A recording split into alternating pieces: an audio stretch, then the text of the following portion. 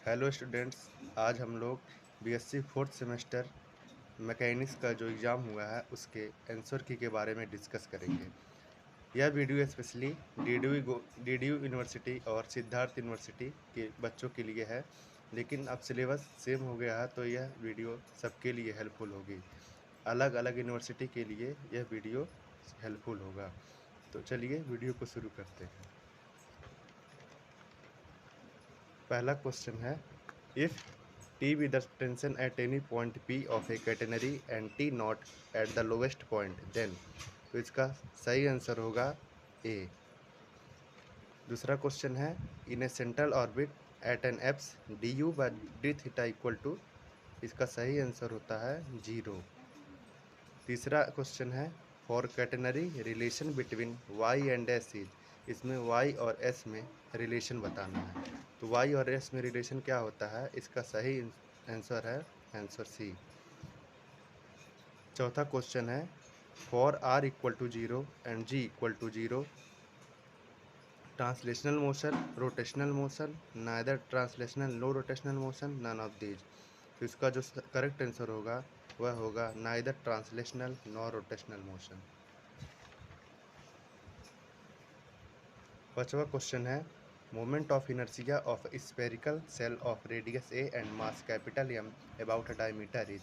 तो इसका जो मोमेंट ऑफ इनर्शिया होता है वह होता है 2/3 ma²। छठा क्वेश्चन है, in an elastic string Hooke's law is. तो जो इलास्टिक स्ट्रिंग के लिए जो हुक्स लॉ होता है वह होता है T equal to lambda A/L। तो इसका करेक्ट आंसर है ए। सातवां क्वेश्चन है, a particle falls under gravity from rest in a medium whose resistance varies as the velocity, its equation of motion is given by. तो इसका जो correct answer होगा वह आंसर डी होगा। आठवां क्वेश्चन है, the combination of a force and a couple is called. Force और couple की कम्बिनेशन को हम रेंच कहते हैं। तो इसका करेक्ट आंसर होगा आंसर सी।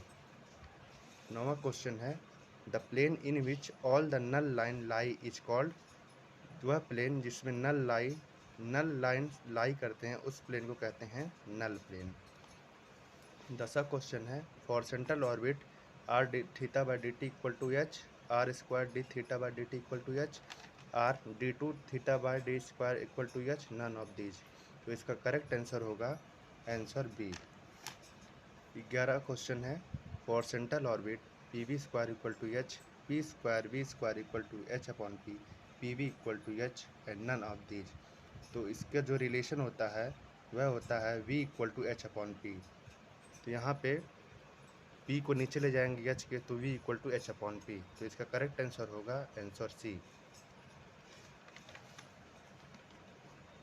अब हम लोग 12वां क्वेश्चन देखेंगे, the equation of the null plane at a given point F G H is given bye.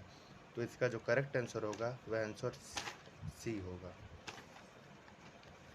13वां question है, the null point at the plane X plus Y plus Z equal to 0 for the system of force X Y Z comma L comma M N is given by. इसका जो correct answer होगा वह होगा A. 14वां question है, Cartesian equation of the common catenary is. तो जो common catenary का कार्टेशियन इक्वेशन होता है वह होता है answer B, Y equal to C cos h x upon C. तो इसका करेक्ट आंसर होगा आंसर बी। 15वां क्वेश्चन है, for a common catenary the tension at any point is.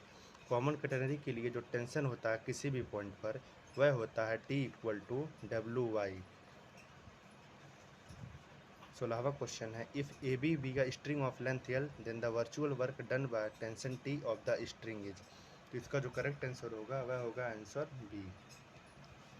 17वां question है, four uniform rod are freely joint at their extremities and form a parallelogram A B C D which is suspended by the joint A and is kept in shape by string A C, then. तो इसका जो correct answer होगा वह होगा tension equal to half the weight of the rod. 18 question है, for stable equilibrium, इसमें से कौन सा रिलेशन स्टेबल इक्विलिब्रियम के लिए करेक्ट होगा। तो वह रिलेशन होगा 1/h is greater than small R plus capital R. तो इसका जो करेक्ट आंसर होगा वह आंसर ए होगा। 19वां क्वेश्चन है uniform beam of thickness two B rest symmetrically on a perfect rough horizontal cylinder of radius A, the equilibrium of the beam will be stable और unstable according as. तो जब b is less than a होता है तो stable होता है, और जब b is greater then a होता है तो अनस्टेबल होता है। तो 19वें का जो करेक्ट आंसर होगा वह आंसर सी होगा। 20वां क्वेश्चन है the system will be in equilibrium when, कोई भी सिस्टम इक्विलिब्रियम में कब होता है, जब single force R equal to 0 होता है और कपल G इक्वल टू 0 होता है। तो 20वें का करेक्ट आंसर होगा आंसर सी। 21वां क्वेश्चन है the ratio K upon R is called, तो K अपॉन R के रेशियो को हम लोग क्या कहते हैं, तो इसको कहते हैं पिच ऑफ द सिस्टम। तो इसका जो करेक्ट आंसर होगा आंसर सी होगा। 22वां क्वेश्चन है if the range reduce to a single force then, इसका जो करेक्ट आंसर होगा वह LX plus MY plus NZ equal to 0 होता है। 23वां क्वेश्चन है a particle describe a curve R equal to A into e के power theta with constant angular velocity about its pole, the radial acceleration is. तो इस case में जो radial acceleration होता है वह 0 होता है। तो इसका करेक्ट आंसर होगा A. From Kepler's third law, 24 question क्या कर रहा है, फ्रॉम केपलर्स थर्ड लॉ, इसमें से केपलर के तीसरे नियम के लिए कौन सा रिलेशन सही होगा। तो इसमें जो t equal to 2 pi a के power 3/2 upon under root mu होगा, यह केपलर्स के थर्ड लॉ के लिए सही रिलेशन है। तो इसका करेक्ट आंसर होगा आंसर डी। 25 नंबर क्वेश्चन है moment of inertia of A solid sphere about diameter is. तो सॉलिड स्फीयर का मोमेंट ऑफ इनर्शिया होता है उसके डायमीटर के अबाउट, वह होता है 2/5 mr²। 26 नंबर क्वेश्चन है consider the motion of A particle falling under gravity in a resisting medium, the velocity v when the downward acceleration is 0 is called. इसको क्या कहते हैं, इसको कहते हैं टर्मिनल वेलोसिटी। तो जो 26 का करेक्ट आंसर होगा वह आंसर बी होगा। 27 नंबर क्वेश्चन है a particle falls under gravity in a resisting medium, the equation of motion is m(d2x/dt² equal to mg minus m(kv²), let v be the terminal velocity then. इसमें correct answer होगा इसका v² equal to g/k, क्योंकि v equal to होता है under root g/k। तो इसका correct answer होगा answer C. 28 number question है transverse velocity is given by, transverse velocity जो होता है वह r(d(θ/dt) होता है। तो 28 का करेक्ट आंसर होगा आंसर डी। 29 है a particle describe the equiangular spiral r equal to a into E to the power theta cot alpha under a force F to the pole, the law of force is. तो इस case में जो law of force होता है वह होता है F is inversely proportional to r³। तो इसको जो करेक्ट आंसर होता है वह 29 का सी। 30 क्वेश्चन है from Kepler's third law of planetary motion, इसका जो करेक्ट आंसर है t² is directly proportional to a³ होता है। 31 है a particle is describing an ellipse under a force mu upon distance का square towards a focus if capital V is its velocity at a distance capital R, then its periodic time is. इसमें जो periodic time होता है इसका वह होता है 2 pi upon under root mu 2/r minus v² upon mu whole to the power -3/2। तो इसका जो करेक्ट आंसर होगा वह आंसर सी होगा। 32 नंबर क्वेश्चन है a particle is executing simple harmonic motion with periodic time t, if the displacement is half the amplitude the time required is. तो इसमें जो टाइम रिक्वायर्ड होगा वह होगा t/6। तो 32 का करेक्ट आंसर होगा डी। 33 क्वेश्चन है in the case of plane lamina for xy plane, तो प्लेन लैमिना के लिए जो xy प्लेन का वैल्यू होता है वह होता है c equal to a plus B. तो 33 का जो करेक्ट आंसर होगा वह होगा डी।